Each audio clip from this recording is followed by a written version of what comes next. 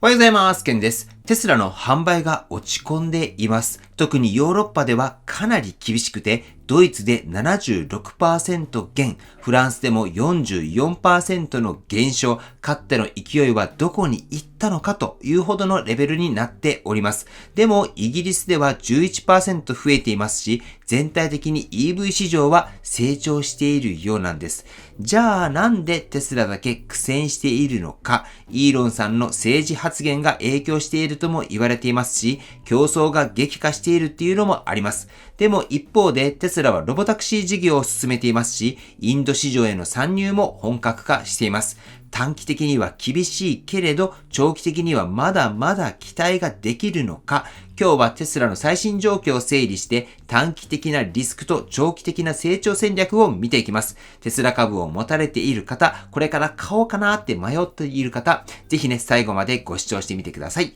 では、まずは、今テスラが直面している短期的なリスク、こちらから見ていきましょう。まず一つ目としては、ヨーロッパでの販売がかなり落ち込んでいます。ドイツでは2月の販売が 76% も減少しました。フランスも 44% の減少。一方で、イギリスは 11% 増えているんですけれども、ヨーロッパ全体で見れば、かなり厳しい状況です。なんでこんなに売れていないのか、理由はいくつかあります。一つ目は新型モデル Y の生産以降の影響で納車が減ったことです。もう一つは BYD とかフォルクスワーゲン、ステランティスみたいな競合が EV 市場に本気を出してきているということ。そしてもう一つ結構大きいのがイーロンさんの政治的な発言です。イーロンさんがドイツの極右政党を支持しているっていうのがヨーロッパではかなり問題視されていて、それがブランドイメージに影響していると言われています。特にドイツではこの影響でテスラを買いたくないって人が増えているんではないかっていう話もあります。次に投資家目線での悪材料について見ていきます。ゴールドマンサックスがテスラの目標株価を引き下げました。もともと345ドルだったのが320ドルに修正されています。理由はやはり需要が思ったより伸びていないからです。特にアメリカ、ヨーロッパ、中国の三大市場で販売が鈍化していて、今年の第一四半期の納車予測も下方修正されています。これは投資家にとって結構重要なポイントになってくるんではないかなと思います。そしてもう一つが、機関投資家の中にもテスラ株への不安を持つ人たちが増えてきているということになります。アメリカの教師労働組合である AFT がテスラ株は今後どうなるのか、本当に安全な投資なのかという問題提起をしていて、資産運用会社にテスラ株の見直しを求めています。彼らの年金基金にはテスラ株が含まれているので、このまま持ち続けて大丈夫なのかという声が上がっているということになります。この動きがどう影響するのかはまだわかりませんが、もし機関投資家の中でテスラ株の売却が進んだら、株価にとってはマイナス要因になるんじゃないかなと思います。では、ここまでを整理すると、短期的にはヨーロッパでの販売減少、ゴールドマンサックスの株価引き下げ、機関投資家の不安の高まり、こういった要素がテスラにとって逆風になっている状況です。では、長期的な目線で見るとどうなのか、この後はテスラの未来に期待できるポイントについてお話をしていきます。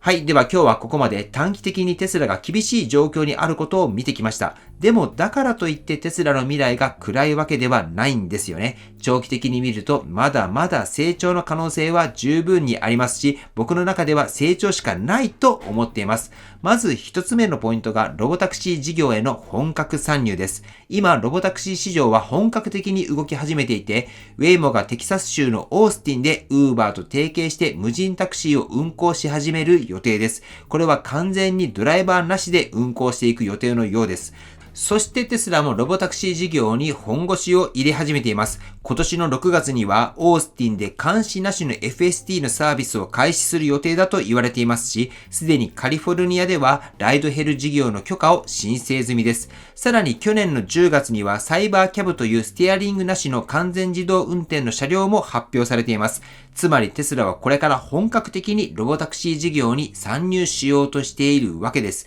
この分野でウェイモとテスラが競争することになるんですけれども、テスラの強みはすでに世界中で大量の車両が走っているということです。アップデートを通じて今ある車をロボタクシー化することができるっていうのは、ウェイモとは違うアプローチになってきます。次にインド市場への本格参入も大きなチャンスです。テスラはムンバイに初のショールームを開設する予定です。これまでインド市場にはなかなか参入できていなかったんですが、ようやく本格的に動き出したということになります。そして情報としてはリース契約を行ったという情報がありましたので、いよいよ本格的に開始になってくると思います。さらにニューデリーやムンバイでの拠点拡大も計画されていて、インドでの販売に向けた人材採用も始まっています。インドでは EV 市場がこれから伸びていく可能性が高い国なので、ここでしっかりとポジションを取ればテスラにとって大きな成長要因にもなってくると思います。こうして見てみると、短期的には厳しいんだけれども、長期的にはロボタクシー市場とインド市場の開拓という大きなチャンスがあるわけです。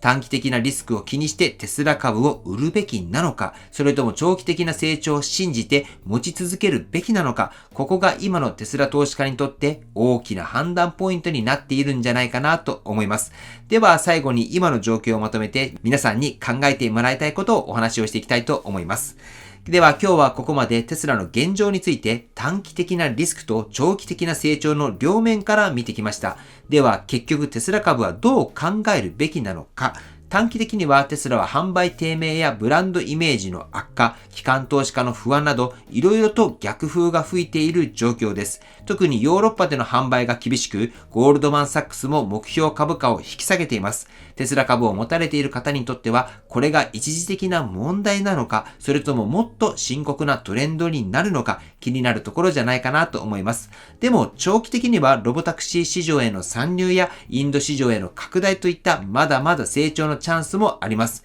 テスラはただの EV メーカーではなく、ソフトウェア企業としての強みを生かして、ロボタクシー事業や FSD の収益化を狙っているということになります。では、ここで皆さんに聞きたいことがあります。今のテスラ株、あなたはどう思いますか？短期的なリスクを考えて売るべきだと思いますか？それとも長期的な成長を期待してホールドするべきだと思いますか？ぜひコメント欄で意見を聞かせてください。皆さんの考えをコメント欄を通じて共有することによって皆さん自身がいい投資判断につながるんじゃないかなと僕は思っていますので、ぜひ皆さんコメントよろしくお願いいたします。僕個人の意見としては、テスラは下げるときには下げます。めちゃめちゃわかりやすいですよね。今がちょうどその時なんです。上がるときも一気に上がるんですけれども、今は下がっている時ですよね。なのでこういった時は資金がある方はいくつかに分けて下がったら買う、下がったら買うっていうのを繰り返していけばいいんじゃないかなと思います。このあたりどのような戦略を立てるのか、投資は自己責任ですので、しっかりと情報を収集して自分なりの戦略を立ててみてください。はい。では最後にテスラの株価をチェックしていきましょう。本日は大きく下げておりまして、今現在262ドル台となっております。はい。ということで本日の内容は以上です。今日の動画が参考になったと思われたら高評価をよろしくお願いいたします。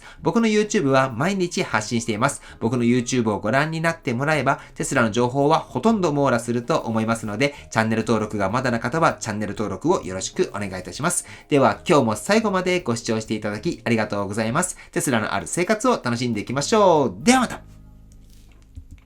追伸です。現在僕の方でテスラに関する情報交換できるオープンチャット、そして太陽光や蓄電池、環境に関する情報を交換できるオープンチャットを運営しています。この2つのオープンチャットなんですけれども、テスラに関するオープンチャットではテスラ情報だったりテスラ株情報などを交換し、太陽光蓄電池の方では環境関連の情報を交換しています。このサービスに関しては僕の公式 LINE の方で参加できますので、興味がある方は公式 LINE よりよろしくお願いいたします。オープンチャットは名前もアイコンも変えれますので、匿名性は高いと思います。ぜひ興味がある方は参加されてみてください。では本日も最後までご視聴していただきありがとうございました。素敵な一日をお過ごしください。ではまた。